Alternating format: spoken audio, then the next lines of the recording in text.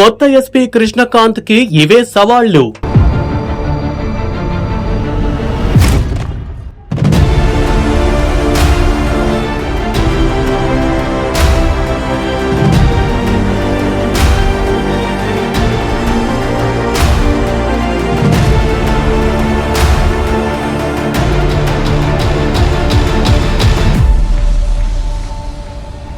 నెల్లూరు జిల్లా అంటేనే రాజకీయాలతో ముడిపడినది.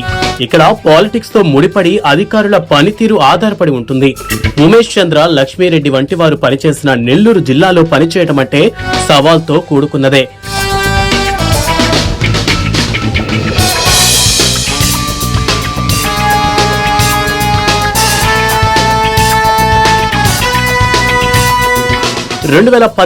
ఐపీఎస్ బ్యాచ్ కు చెందిన కృష్ణకాంత్, ఆయన్ను నెల్లూరు జిల్లా ఎస్పీగా నియమిస్తూ ఏపీ ప్రభుత్వం ఆదేశాలు జారీ చేసింది. కాగా ఎన్నికల సమయంలో ఇక్కడ ఎస్పీగా పనిచేసిన ఆరిఫ్ హఫీజ్ ని 3 నెలలు పూర్తి కాకుండానే బదిలీ చేశారు.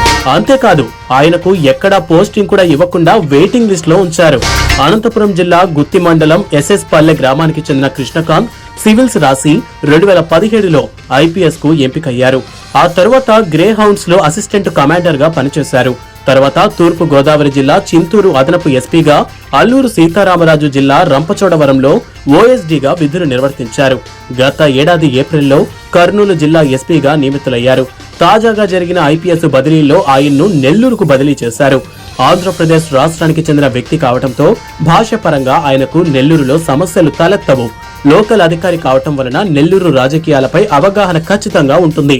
అందులోనూ గ్రే హౌండ్స్ లో పనిచేసిన అనుభవం ఉంది కాబట్టి నెల్లూరు రాజకీయాలను, ఇక్కడి పరిస్థితులను త్వరగానే అర్థం చేసుకుంటారు. వైసీపీ హయాంలో నెల్లూరు జిల్లాలో చాలా అరాచకాలు జరిగాయి. వాటిపై కేసులు కూడా నమోదయ్యాయి. వాటి పట్ల కొత్త ఎస్పీ కృష్ణకాంత్ ఎలా వ్యవహరిస్తారో చూడాలి. డిపార్ట్మెంట్ లో మంచి పేరున్న కృష్ణకాంత్ ఫ్రెండ్లీ పోలీసింగ్ పేరుతో ప్రజలకు చేరువ అవుతారని ఆశిద్దాం.